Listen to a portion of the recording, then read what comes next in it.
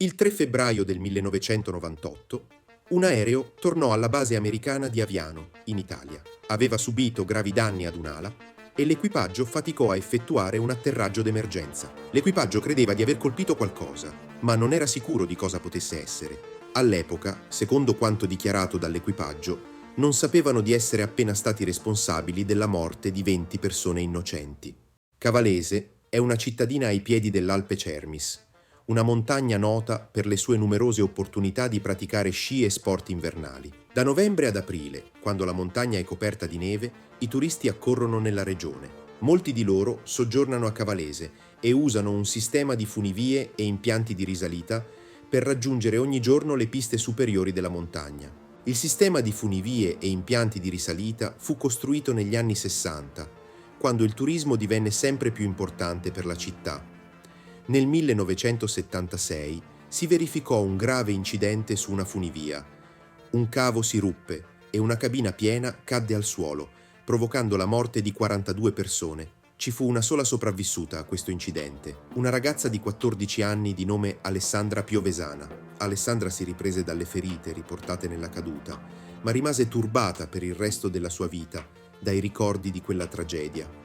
Se siete interessati al video inerente a questa tragedia, troverete il link al video in descrizione. Nonostante questo orribile incidente, il sistema di funivie fu ricostruito e continuò a operare per molti anni. Ogni giorno centinaia di persone usavano il sistema per salire o scendere dalle piste superiori della montagna. Il 3 febbraio 1998, intorno alle 14:30, un volo di addestramento di routine decollò dalla base di Aviano, in Italia. Aviano era una base americana e l'aereo, un jet EA-6B Prowler, faceva parte di uno squadrone del Corpo dei Marines degli Stati Uniti. A bordo c'erano il capitano Richard J. Ashby, il navigatore Joseph Schweitzer e altri 2 membri dell'equipaggio. I 4 membri dell'equipaggio avrebbero trascorso la giornata svolgendo una serie di esercitazioni a bassa quota, destinate a migliorare la loro capacità di volare a basse altezze. Nello stesso momento in cui l'aereo decollava per questa missione di addestramento, decine di sciatori si stavano preparando a salire sulle piste superiori dell'Alpe Cermis per trascorrere il pomeriggio. 19 di loro salirono sulla funivia di Cavalese insieme a un operatore e iniziarono la salita. Intorno alle 15:13, prima che la cabina potesse raggiungere la stazione di arrivo, l'EA-6B Prowler si avvicinò ad alta velocità. Il corpo dell'aereo passò appena sotto il cavo della funivia, ma l'ala lo colpì, tranciandolo e subendo gravi danni. Immediatamente il cavo si spezzò, facendo precipitare la cabina da un'altezza di circa 80 metri sul terreno innevato sottostante. L'impatto fu devastante e nonostante i soccorritori siano giunti rapidamente sul luogo dell'incidente, nessuno dei passeggeri a bordo della cabina sopravvisse. In totale persero la vita 20 persone, 19 turisti provenienti da 6 diversi paesi e un operatore italiano della funivia. L'altra cabina, che in quel momento stava scendendo dalle piste, conteneva solo un operatore. Essendo su un tratto di cavo diverso, non precipitò, ma si arrestò bruscamente. L'operatore fu salvato dopo alcune ore, illeso, dalla cabina rimasta sospesa. Subito dopo la collisione, l'EA-6B Prowler salì rapidamente di quota. L'equipaggio era consapevole che l'aereo fosse danneggiato, ma non conosceva l'entità del danno. Guadagnare altitudine consentì loro di aumentare le possibilità di sopravvivenza, nel caso fosse stato necessario abbandonare il velivolo con il paracadute. Come si scoprì successivamente, il cavo aveva causato gravi danni all'ala, che risultava quasi completamente staccata e perdeva carburante. Per diversi minuti l'equipaggio lottò per mantenere il controllo del velivolo, dirigendosi verso la base. Nonostante alcuni danni al carrello di atterraggio, riuscirono infine a completare un atterraggio di emergenza in sicurezza. Tutti e 4 i membri dell'equipaggio sopravvissero senza riportare ferite. Un'indagine fu immediatamente avviata, con particolare attenzione a ciò che accadde nei minuti cruciali prima e dopo la collisione con il cavo. Si scoprì che l'aereo volava a un'altitudine significativamente inferiore rispetto alla quota minima consentita in quella zona.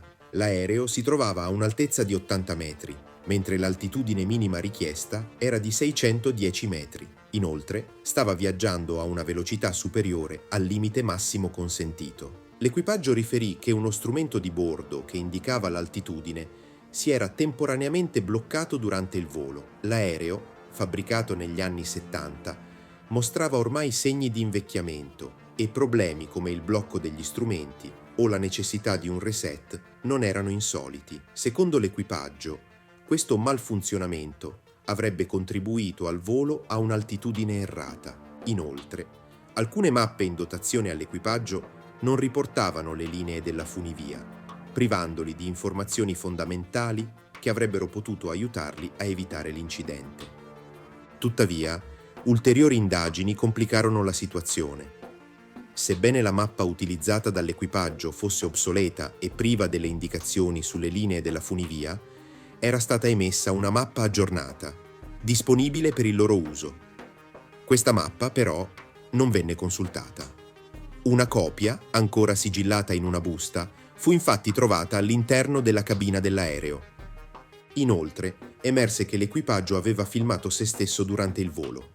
La prova consisteva in una videocamera e l'imballaggio di un nastro nuovo, ma il nastro stesso non fu mai ritrovato. Il navigatore Joseph Schweitzer dichiarò in seguito di aver bruciato il nastro contenuto nella videocamera al suo ritorno alla base di Aviano, subito dopo l'incidente. Schweitzer spiegò di averlo fatto non perché il nastro contenesse prove incriminanti, ma perché lo mostrava sorridente mentre ammirava il panorama dalla cabina di pilotaggio prima della tragedia. Temeva che i media avrebbero trasmesso quelle immagini accanto a quelle della scena dell'incidente, dando l'impressione che fosse indifferente o addirittura compiaciuto dell'accaduto. Per questo motivo, distrusse il nastro come misura precauzionale. Nonostante la distruzione del nastro, o forse proprio a causa di essa, in Italia si sollevò un'enorme ondata di indignazione pubblica per l'incidente. Questa rabbia fu ulteriormente alimentata dal fatto che la morte di 20 cittadini europei fosse stata provocata da esercitazioni militari di una potenza straniera non europea. I procuratori italiani cercarono di far processare tutti e 4 i militari americani in Italia, ma un tribunale italiano stabilì che un trattato internazionale assegnava la giurisdizione ai tribunali statunitensi. I militari furono quindi estradati negli Stati Uniti. Una volta lì, si decise di imputare solo il capitano Richard J. Ashby e il navigatore Joseph Schweitzer, che furono accusati di omicidio colposo e negligenza. Si sostenne che i 2 uomini avessero deliberatamente volato a un'altitudine inferiore e a una velocità superiore rispetto ai limiti consentiti. I procuratori ipotizzarono che avessero tentato di passare sotto il cavo come una sorta di dimostrazione delle loro abilità di piloti, ma questa teoria non poté essere provata. In loro difesa, i militari accusati dichiararono di essere stati confusi da una combinazione di mappe obsolete e strumenti difettosi, sostenendo che la collisione fosse stata un incidente completamente involontario. Alla fine, entrambi gli uomini furono assolti, un verdetto che suscitò una forte indignazione in Italia. Alcuni mezzi di comunicazione descrissero l'incidente come un massacro, suggerendo che la negligenza fosse stata così grave da risultare equivalente a un atto intenzionale. Sebbene fossero stati assolti per il loro comportamento riguardante la collisione, Ashby e Schweitzer furono sottoposti a corte marziale con l'accusa di condotta indegna di un ufficiale e gentiluomo e ostruzione per la distruzione del nastro video. Entrambi furono riconosciuti colpevoli di questi reati nel maggio del 1999 e congedati dal servizio. Ashby fu condannato a 6 mesi di carcere, ma venne rilasciato dopo 4 mesi e mezzo. Schweitzer, invece, non scontò alcuna pena detentiva. Il presidente degli Stati Uniti, Bill Clinton, porse scuse formali per il coinvolgimento americano nella tragedia e assicurò alle famiglie delle vittime che sarebbe stato disposto un risarcimento. Tuttavia, il primo risarcimento economico ai familiari delle vittime arrivò dal governo italiano. L'anno successivo al disastro, il Congresso degli Stati Uniti votò contro l'erogazione di risarcimenti, ma gli Stati Uniti furono successivamente costretti a contribuire a un fondo di compensazione in virtù di trattati internazionali. Nel 2011, un quotidiano italiano ottenne un rapporto ufficiale, redatto dal Corpo dei Marines degli Stati Uniti, sull'incidente.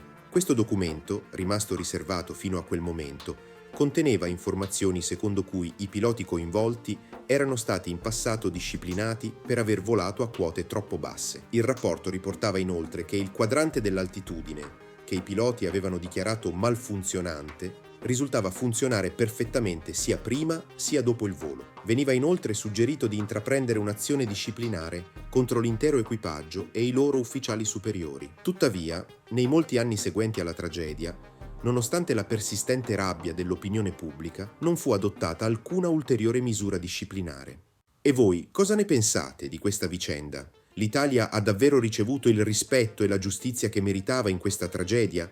Credete che gli Stati Uniti avrebbero dovuto agire diversamente? Scrivetelo nei commenti. A presto e al prossimo video da Incredibili Eventi.